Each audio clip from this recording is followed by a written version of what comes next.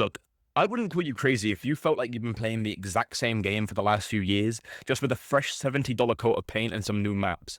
You're not wrong. You're kind of absolutely right. Now, I'm going to get into a few things since Call of Duty Modern Warfare 2 dropped in 2022.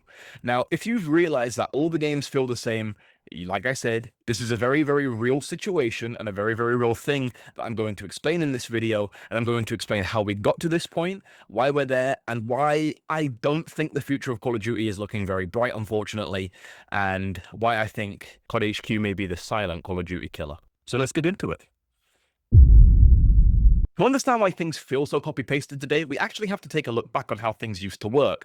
Now, historically, Infinity Ward and Treyarch were like two cooks cooking in two different kitchens, but with the same ingredients. Whereas Infinity Ward would give us that more heavy, more tactical feeling, not so hyper-realistic gunplay. They would still be very fast arcade-based shooters, which is something I'm going to get into later with modern Infinity Ward. And Treyarch would really lean into that more arcade-style, fast-paced, vibrant, and highly competitive shooter, except for World at War, but we'll get into that. Now, I would even argue today that you could blindfold new Call of Duty players, send them to the past, and they would be able to tell you that these games were made by different people.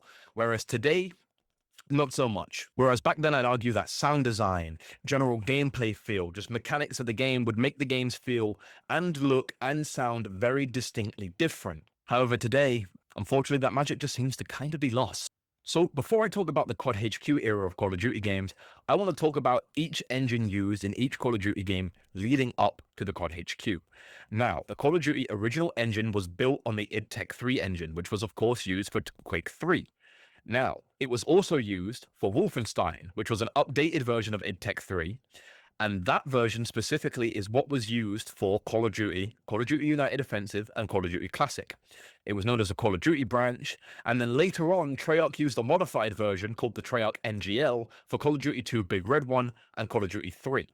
Now, this is where it gets interesting. Infinity Ward modified the engine and named it IW 2.0 for Call of Duty 2, which I find to be very interesting, because this started a trend of Treyarch using different versions, or I guess modified versions of id Tech 3, and then later on the IW engine, not doing the same as what Infinity Ward are doing. Now, later on for IW 3.0, which was Call of Duty 4, and funny enough, 007, which used a slightly modified version of the IW 3.0 engine, so those games probably feel very similar. I've never played this version of 007, so I wouldn't actually know. And then you also had Call of Duty World at War, which also used the IW 3.0 engine, moving away from Treyarch NGL. It used a modified version of IW 3.0. And then came Call of Duty Modern Warfare 2 with IW 4.0. And then Call of Duty Black Ops with IW 3.0 again, but modified. Now, it's important to note that between World at War and Black Ops, they had modified the IW 3.0 engine twice, one for World at War and then one for Black Ops. But you're going to notice a trend here. Then came Modern Warfare 3, which was co-developed by Sledgehammer Games. They used IW 5.0. And then came Black Ops 2, which had IW 3.0 again, this time not updated from the Black Ops version. Here's a trend you're going to start noticing. With Call of Duty Ghosts, IW 6.0 came out, which means that for every game released by Infinity Ward, they were updating the IW engine, whereas every game released by Treyarch were just using modified variants of the IW 3.0 engine, which I find very strange and very unique in their approach, and I think it has something to do with maybe Treyarch were working on different games at the time, and Infinity Ward, I believe, were exclusively working on Call of Duty, so they were able to make their own versions of their own updates to the engine, whereas Treyarch were just good at updating on what was previously there, and I suppose innovating on the gameplay and gun feel of every Call of Duty game that they were releasing. Now, after Call of Duty Ghosts, Sledgehammer Games were allowed to make their own Call of Duty game for once, and it was Advanced Warfare. Okay, looking back, everyone hates it. Looking back, but I love that game. Fight me. But they used the SHG V1, which was an updated version, or I guess their own modified version, of the IW 5.0 engine. And then came Call of Duty Infinite Warfare, which used IW 7.1. But then came Black Ops 3, which once again, 3.0 engine. Then came Call of Duty World War 2, that used SHG V2, which is very interesting. And alongside that, I'm going to also mention here, instead of a little later, the SHG V1 modified engine, which was used on Modern Warfare Remastered, and Modern Warfare 2 Campaign Remastered. Then came Black Ops 4, IW 3.0 again. They really, really like using IW 3.0. But they, like I said, Treyarch, even now, are very good at innovating on what Infinity Ward has given them. So they refuse seemingly to use the newer engines every time, despite them obviously being available to them. I guess it was to keep and retain the feel of their games and what they believe is their, like, I guess, signature in gameplay, which I completely understand. And then came one of my personal favorite modern Call of Duties. Fight me, everyone's hating on it right now because it got popular again. But Modern Warfare 2019, which came along with Warzone and the IW 8.0 engine. The 8.0 engine is a massive overhaul of the 7.0 engine, larger than anything we had seen before it. It changed a lot of features in terms of feel, gameplay, and everything, which I really enjoyed over a certain time period that between 2019 and like 2022 that everybody would prefer to forget about, I think. Call of Duty Vanguard I'm going to talk about here was a very interesting one, because if I'm not wrong, it released before Cold War. I can't actually remember. But either way, the game used IW 8.0 again. It was very slightly updated, not modified, updated. It was updated from the IW 8.0 engine, which is why the game feels so similar in terms of gunplay and multiplayer and everything else to Modern Warfare 2019. And I noticed that straight away when I was playing. I kind of felt like I was playing the exact same game, which kind of made me jaded on the experience very quickly, which is why I'm getting into the modern problem. Cold War, you're never going to guess which one it uses. And it's the last time, unfortunately. IW 3.0, however, it used a little bit of 8.0's code. So it was kind of a mismatch. I guess you could call this like, I'm going to call this 3.8 because it uses a bit of 8.0's code, I guess. It's stupid. Call of Duty Black Ops Cold War, you could tell, felt different to the other games in terms of Treyarch's signature style, which I think actually did a disservice to the game, in my opinion, and made it feel a bit heavier, a bit clunkier, not so much in the same tone of Call of Duty games that I was used to from Treyarch. But now we get to IW 9.0. And of course... So, the COD HQ. To me, I would say the COD HQ was kind of the death of Call of Duty, or at least it was the harbinger of the death of Call of Duty. It released simultaneously with Modern Warfare 2, 2022 of course, and the release of Warzone 2.0. The COD HQ became the home for every single future Call of Duty release under a unified IW 9.0 engine. Modern Warfare 2 had it, of course, Modern Warfare 3 had it, Black Ops 6 and Black Ops 7 had it, but I'll get into them in a little bit. Between Modern Warfare 2 and Modern Warfare 3, I'm going to kind of talk about them together, and funny enough, Warzone Mobile also actually uses this engine, which I find very interesting. But the game overall, I think, took a massive hit in terms of quality to the gameplay and movement and gunplay and everything else. Modern Warfare 3 is a bit of an exception. I actually really enjoyed Modern Warfare 3, and I'm not sure if it's because of the gameplay or just the sheer amount of content that came out for that game. In retrospect, it was ridiculous how much they dropped for that game in such a short amount of time. It was kind of like peak Call of Duty for a while, I'm not going to lie. Modern Warfare 2 to me felt very clunky, felt very messy, and you could also feel that in Warzone 2.0, which was a massive disaster when it dropped, and everybody would agree the looting system was all over the place, and they tried to take like 4 steps forward but took like 25 steps backwards. I don't know how they managed it, especially coming off the heels of Call of Duty Modern Warfare 2019 and Black Ops Cold War. It made no sense to me how they managed to get there, but they did. Let's talk about Black Ops 6. Black Ops 6 is a unique case. It was built on the IW 9.0 engine. Black Ops 6 introduced Omni Movement.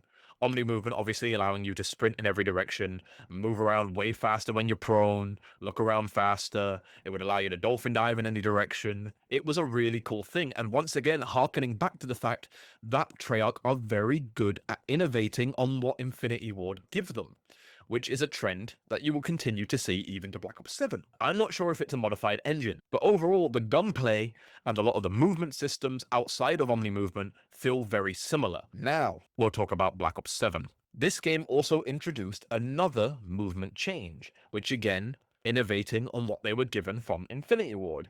They innovated on wall jumping, making the game feel somewhat of a midway point between Black Ops 2's gameplay and era and Black Ops 3's gameplay and era. Whereas obviously Black Ops 3 had the super hyper exo movement, which is an era I think in retrospect we'd all like to kind of forget about with Call of Duty, but you know, Black Ops 2 was peak, so fight me on that one. Whereas Black Ops 2 had none of that. It was boots on ground, but a more futuristic Call of Duty based in 2025, which is crazy to think we're actually there and beyond. And we've got nothing from those games. I don't think anyway. Maybe we do. But either way, it feels like a midway point in terms of movement between those two games. Of course, with sliding being part of it because it's IW 9.0 engine, and they want to have the unity between how it feels with Warzone. And that is the main reason all of these games were unified on one engine. It was Warzone. Don't let them ever tell you different. This isn't for unification. This isn't to make things easier for the developers. Well, I guess it kind of is for Warzone's sake. This was to make Warzone easier to port things into. Because with Warzone and Call of Duty Vanguard and Call of Duty Cold War, you could notice there was a massive difference in quality between the assets being ported between those games. Not so much with Vanguard because it was on the IW 8.0 engine and not a modified version of it, or just it was more on a slightly updated version. Those assets were pretty much 1-to-1. They felt 1-to-1, they shot 1-to-1, and they did damage 1-to-1. Whereas with Cold War, you can notice a very obvious dip in quality between the assets in Cold War and the assets in Warzone. Diamond Camo being one of the most egregious examples. Diamond Camo was one of the most hideous things in Warzone when it was from Cold War. It looked horrific. It was, people call it the glowstone camo because it genuinely looks like a Minecraft texture. It looks like the texture of a glowstone, which is crazy to me. And that is one of the reasons that they did this, because of, like I said, it became easier to port things from games that were built on the exact same framework and engine to Warzone than it was to port them from different iterations, like the IW 3.0 engine, which is what they pulled from Cold War, which is probably why the parity between quality is very different, which is crazy because I think Cold War visually is probably one of the better looking Call of Duty games, even though it's built on the IW 3.0 engine, which also harkens back to Black Ops 3, which I think is the best game visually for Call of Duty if you're going for like that cartoony, more unrealistic style. And then if you want my opinion on this one, I think Modern Warfare 2019 generally across the board is the best single looking Call of Duty game we have ever had. Even today, I don't think it's even remotely close. And this is where it also gets into a problem with me with the IW 9.0 engine, is that visually the games feel kind of identical overall. And I know, of course, aesthetically, Treyarch like to use more vibrant colors and they like to use different things, but overall there's something about it that just can't shake that feeling of just looking too similar. Even in Nuketown 2025, in like Black Ops 7, because it just looks really weird to me. I don't know what it is. It's something about like how the assets are built on the engine. I don't know why. I feel like maybe I'm going crazy. Maybe I'm insane. But let me know what you guys think about that, because I want to know what your opinion is on that. I think overall that the COD HQ is a problem, a massive disease on the Call of Duty franchise and its unique identity between each Call of Duty game. Now, this is where I get into the interesting thing. In theory, the next Call of Duty game should be, by all means, Modern Warfare 4, developed by Infinity Ward. Now, it should have a new engine, or a new framework, if you want to say that. It should be the IW 10.0 engine, or maybe they call it the IWX engine. I don't know. Maybe we're in that weird trend where 10s are always X's for some reason. Roman numerals, you know? I feel like they're going to do that, and they're going to introduce a new engine, and they'll be forced to update the COD HQ. But then what does that mean for all the other games built on the COD HQ? But does Warzone get a brand new iteration? Do we get Warzone 3, like the officially Warzone 3? Because, I mean, I think so. Like, where do we go from here? Do we get something interesting happen where perhaps Blackout, the new Blackout game mode, Black Ops Royale, stays on the IW 9.0 and then the new Warzone goes to IW 10.0? I'm very interested to see what happens regarding the future of the franchise, because obviously they said themselves, Activision said, every single Call of Duty release will be on the unified engine under COD HQ. So does that mean for the first time ever, we get an Infinity Ward release that doesn't come with a new iteration of the IW engine? Now, you might say, but what about Modern Warfare 3? Not Infinity Ward. That was Sledgehammer Games. It's not a new Infinity Ward release. So do we now see a new version of the engine, or do we not? Do they do it for the first time? I'm super confused. I don't know what's going to happen, but either way, I want you guys to talk about this below. I want you guys to tell me, do you think that the COD HQ has been a massive problem for the franchise? Or do you think the parity between games being very similar in terms of gameplay and movement, I guess outside of Black Ops 6 and 7, but even then they still feel somewhat similar without, you know, those things. In fact, Black Ops 7 did something extra. I forgot to say, it removed tax spread. It made it a perk, but it's still there. Like, it's still a feature. You can still use it. It's still within the game's files. You know what I mean?